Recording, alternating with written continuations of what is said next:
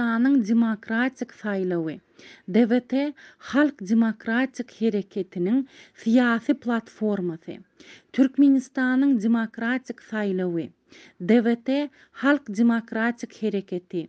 DBT Türkmen jemgyýetini, ähli demokratik güýçleri we türkmen halkyny birleşdirip ýurtda düýpli demokratik özgerişleri amala aşyrmak maksady bilen döretildi.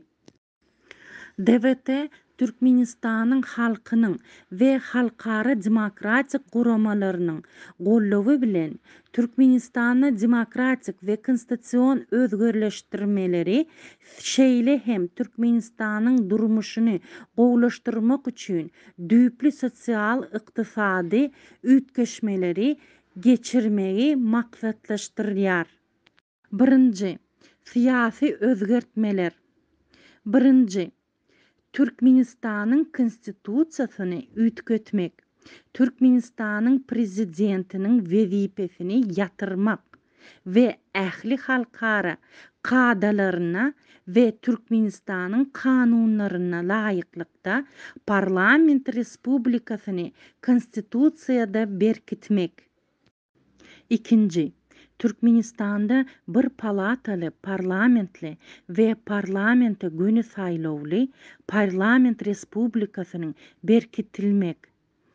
Parlament premier ministri belleýär we premier ministriň teklibi boýunça Türkmenistan hökümetini tasdikleýär. 3. Garaşsyz hökümet şahalarynyň we garaşsyz kaziýet berkitilmegi, hukuk goraýjy edaralary we prokuraturany özgertmek. 4. Ähli insan haklaryny goramak we yerine ýetirmek. Ähli syýasy tutsaklary boşatmak.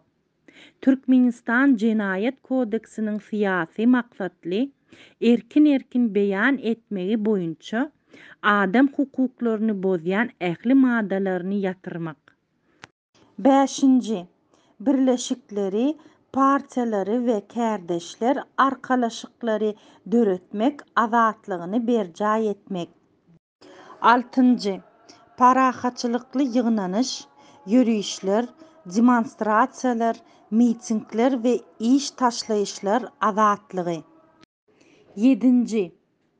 Söz azatlygy, senzuranyň gadagan edilmegi, garaşsyz habar beriş ferişteleriniň işçiligini tertiplemek we olary kanuny laýyklykda goramak.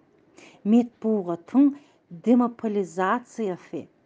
8. Syýasy we ykdysady özgertmeleri geçirmek. Häkimiýetiň kem-kemden merkezden daşlaşdyrmak. Yerli dolanmaşlary ösdürmek. Mejlisiň wekilleriniň hukuklaryny we yktyýarlyklaryny giňeltmek. Ähli derejedäki häkimleriň erkin saýlawlaryny geçirmek, halkyň gatnaşmagyna garaşsyz we aýdyn saýlaw ulgamyny döretmek. 9. Türkmenistanyň raýatlarynyň giň internet ulgamyndan peýdalanmak we içindäki maglumatlara, el ýeterli haklaryny we azatlyklaryny döwlet tarapyndan kepillendirmek we üpçün etmek.